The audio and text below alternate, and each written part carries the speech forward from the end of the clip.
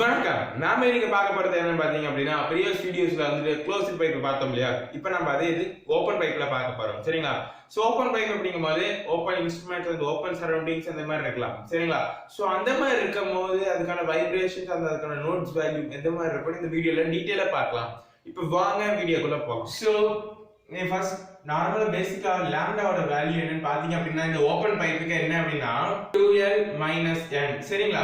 So இதுல n அப்படிங்கிறது என்னன்னு பாத்தீங்க அப்படின்னா natural numbers 1 2 3 up to dot போயிட்டே இருக்கலாம். சரிங்களா?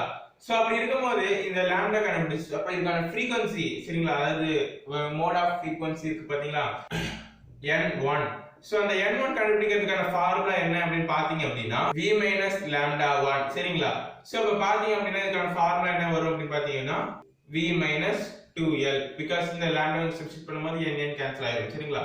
சோ அப்ப இது இந்த மாதிரி வேவ் ஃபார்மட்ல டிராவல் ஆக மாட்டேங்குது. இது ஓபன் ஸ்பேஸ் னு சொல்லிட்டேன். அது அப்படினா இது ஒரு ஓபன் செயினா தான் டிராவல் ஆகும். சரிங்களா? சோ இப்படி இருக்க வேவ் இல்ல இப்படி வேற வேவ் இது மாதிரி தான் டிராவல் ஆகும். சரிங்களா? வேற எந்த மாதிரி இருக்காது. சோ அப்ப லெந்த் அப்படிங்கிறது இதுதான் சொல்லிருக்கேன் இல்லையா? அப்ப இந்த லெந்த் அப்படிங்கிறது தான் lambda by 2. சரிங்களா? இது வந்து நம்ம ஃபர்ஸ்ட் ஹார்மோனிக் அப்படினு சொல்லுவோம். இல்லனா வந்து பேஸ் ஹார்மோனிக் அப்படினு கூட சொல்லலாம். சரிங்களா? செகண்ட் ஒன் என்ன பாத்தீங்க அப்படினா so n2. So second frequency வந்து இதுல ஆட் பண்ணலாம். சோ frequency ஆட் பண்றது அப்படினா by lambda 2. சரிங்களா? சோ அப்ப பாத்தீங்க அப்படினா lambda 1க்கான வேல்யூ தெரியும். சோ அப்ப இது எப்படி வரும் பாத்தீங்க அப்படினா 2n1 ஆ வரும். சரிங்களா? சோ அப்ப இதுல இருந்து இது என்ன சொல்ல வருது அப்படினு பாத்தீங்கன்னா ரெண்டு விதமான வைப்ரேஷன்ஸ் வரும் அப்படினு சொல்றாங்க. சரிங்களா? சரிங்களா? சோ இப்படி வரும். சோ இந்த மாதிரி ரெண்டு விதமான வைப்ரேஷன்ஸ் வரும். சேம் இந்த லெந்த் தான் வந்து lambda 2 அப்படினு சொல்லுவோம். நெக்ஸ்ட் தேர்ட் frequency வருது அப்படினு வெச்சுக்கோங்களேன். சோ தேர்ட் frequency எப்படி கால்குலேட் பண்றது அப்படினா you know that இத்தனை நீங்களே கால்குலேட் பண்ணிக்கலாம். So 3n1. சோ அப்ப பாத்தீங்க அப்படினா ஓபன் செயின்ல எந்த மாதிரி வருது அப்படினு பாத்தீங்கன்னா மூணு விதமான வேவ்ஸ். சரிங்களா? அதாவது மூணு டிஃபரண்டான இன்ஸ்ட்ருமெண்ட்ஸோட வேவ்ஸ் வந்துட்டு இதாகுது அப்படின்னு சொல்லி வருது. இந்த இடத்துல டயக்ராம் வச்சிருந்தா அது கொஞ்சம் ப்ராப்பரா போகல. ஓகேங்களா? அட்ஜஸ்ட் பண்ணிக்கோங்க. சோ அப்ப இதுதான் lambda 3.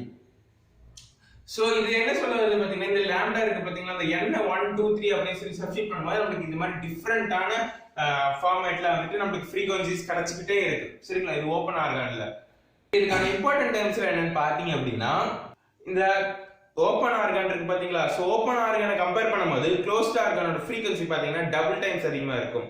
சரிங்களா? அது எப்படி அப்படினு பாத்தீங்க அப்படின்னா இது வந்துட்டு இதோட பேசிக் frequency. சரிங்களா? இது வந்து இதோட பேசிக் frequency பாத்தீங்க அப்படின்னா 2l by lambda n. சரிங்களா? பட் ஆனா அதே இது க்ளோஸ்ட் ஆர்கான் இருக்கு பாத்தீங்களா, அதோட இது என்ன வேல்யூ அப்படினு பாத்தீங்க அப்படின்னா 4l by n. சரிங்களா? சோ அப்ப வந்து இத கம்பேர் பண்ணும்போது அதுக்கு வந்துட்டு பவர் அண்ட் வேல்யூ ஜாஸ்தியாவே இருக்கும் எப்பவுமே.